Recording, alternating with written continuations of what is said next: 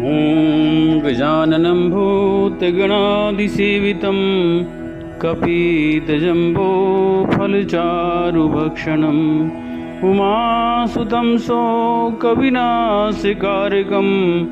नमामि विघ्नेश्वरपादपङ्कजम्। सर्वमङ्गलमाङ्गल्ये शिवे सर्वार्थसाधिके शरणे त्र्यम्बके गौरी नारायणी नमोस्तुते। श्रीमन्नारायण नारायण हरि हरि भजमन्नारायण नारायण हरि हरि। ओ तेरी लीला सबसे न्यारी न्यारी हरि हरि। श्रीमन्नारायण नारायण हरि हरि भजमन्नारायण नारायण हरि हरि।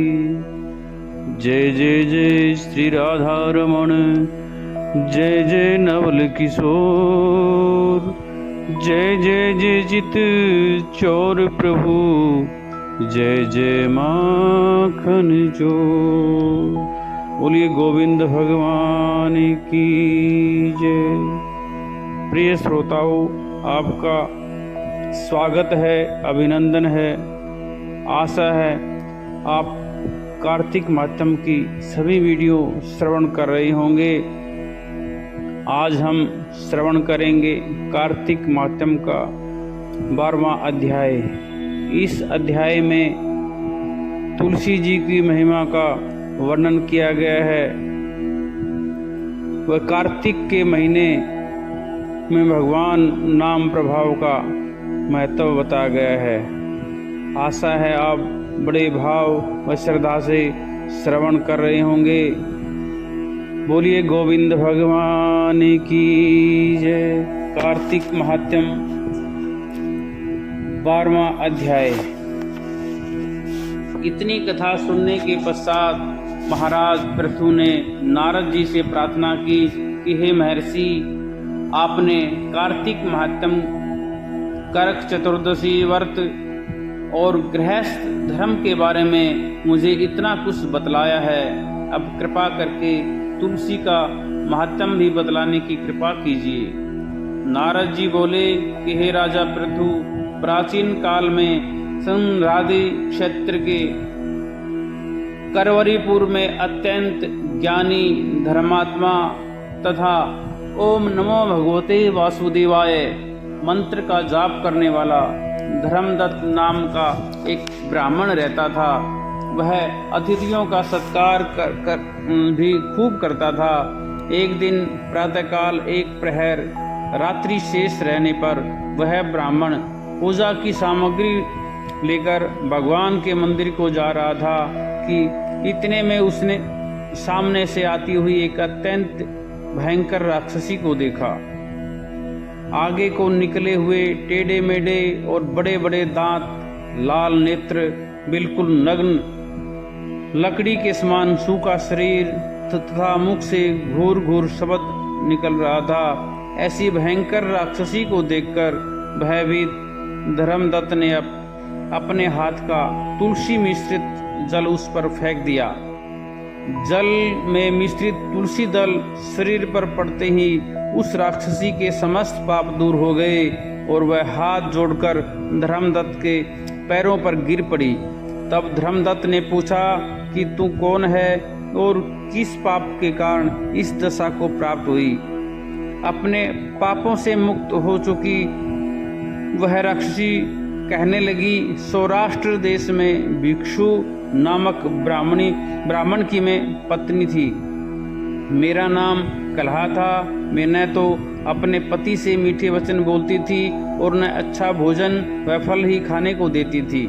इस व्यवहार से दुखी होकर जब मेरे पति ने दूसरा विवाह करने का निश्चय किया तो क्रोध में आकर मैंने विष खाकर अपना शरीर त्याग दिया। वहाँ चित्रगुप्त ने मेरे अच्छे बुरे कर्मों का लेखा जोखा बताते हुए यमराज से कहा कि हे महाराज, इसने अपने जीवन में कभी कोई शुभ कार्य नहीं किया, सदैव अपने पति से द्वेष करती रही।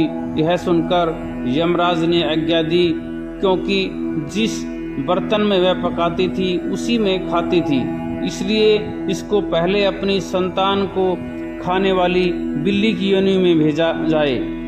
इसके बाद पति से द्वेष करने के कारण इसको विष्ठा खाने वाली सुकरी की योनि प्राप्त हो। तदंतर क्योंकि इसने आत्महत्या की है, इसलिए यह प्रेत योनि में जाए। सो महाराज, मैं 500 वर्ष से इसी योनि में घूम रही हूँ, भूख और प्यास से दुखी। एक वैश्य के शरीर में प्रवेश करके मैं कृष्णा और वेणी नदी के संगम पर आ गई। जैसे ही मैं नदी के तट पर पहुंची, विष्णु के दूतों ने मुझे वैश्य के शरीर से निकालकर बाहर फेंक दिया। वहां से घूमती फिरती मैं आ रही थी कि आप मिल गए। आपने तुलसी मिश्रित जो जल मेरे शरीर पर फेंका है, इससे मेरे संपूर्ण पाप नष्ट हो गए हैं। अब कृपा करके इस प्रेत योनि से मेरा उद्धार कीजिए, आपकी बड़ी कृपा होगी। राक्षसी से सारा वृत्तांत सुनने के बाद ईश्वर भक्त ब्राह्मण धर्मदत्त ने कहा, तुमको देखकर मुझे अत्यंत दुख हुआ है। मैं जानता हूँ कि तीर्थ, व्रत, दान आदि सत्कर्म प्रेत योनि में नहीं हो सकते। तुम्हारे पाप अधिक तथा पुण्य बहुत कम हैं, इसलिए मैंने अपने जीवन काल में जितना कार्तिक मास का स्नान और व्रत किया है, उसका आधा पुण्य तुमको देता हूँ। इससे तुम्हें उत्तम गति प्राप्त होगी। इसके पश्चात ब्राह्मण ने जो ही ओम नमो भगवते वासुदेवाय मंत्र पढ़ते हुए तुलसी मिश्रित जल से उसका अभिषेक किया, वह प्रेत योनि से मुक्ति पाकर अग्नि के समान दिव्य देह धारण कर लक्ष्मी के समान रूपवती हो गई। इसके बाद उसने ब्राह्मण को नमस्कार किया। तभी भगवान विष्णु के पुण्यशील तथा सुशील नामक 2 दूत वहां पर आए और उसको विमान में बैठाकर वैकुंठ को ले गए। उन दूतों ने धर्मदत्त से कहा कि हे ब्राह्मण, निरंतर भगवान की भक्ति में लगे रहने के कारण तुम धन्य हो। तुम्हारे द्वारा कार्तिक मास के स्नान व व्रतों का आधा पुण्य दिए जाने के कारण ही इसकी मुक्ति हुई है। हे विप्र, अपने इस त्याग, भक्ति और कार्तिक स्नान के प्रभाव से कालांतर में तुम राजा के कुल में जन्म लोगे और अंत में वैकुंठ धाम को प्राप्त करोगे। बोलो विष्णु भगवान की जय, गोविंद भगवान की जय, तुलसी मैया की जय। श्रीमन्नारायण नारायण नारायण, भजमन नारायण नारायण नारायण, लक्ष्मी नारायण नारायण नारायण, श्रीमन्नारायण नारायण नारायण, कुर्म नारायण नारायण नारायण, भजमन नारायण नारायण नारायण, मत्स्य नारायण नारायण नारायण, श्रीमन्नारायण नारायण नारायण, भजमन नारायण नारायण नारायण, व्राह नारायण नारायण नारायण, श्रीमन्नारायण नारायण नारायण,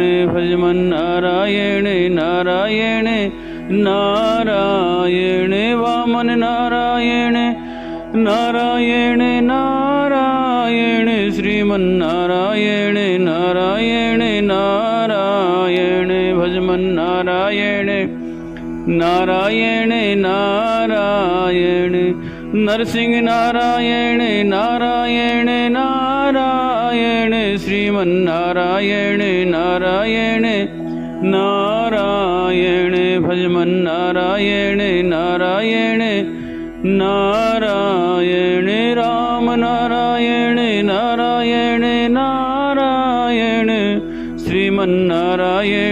नारायण नारायण भजमन नारायण नारायण नारायण कृष्ण नारायण नारायण नारायण भजमन नारायण नारायण नारायण बुद्ध नारायण नारायण नारायण श्रीमन नारायण नारायण नारायण भजमन नारायण नारायण नारायण कल्कि नारायण नारायण नारायण श्रीमन नारायण नारायण नारायण भजमन नारायण नारायण नारायण श्री हरि नारायण नारायण नारायण तुलसी नारायण नारायण नारायण भव से तारायण तारायण तारायण श्रीमन नारायण नारायण नारायण बोले गोविंद भगवान की जय।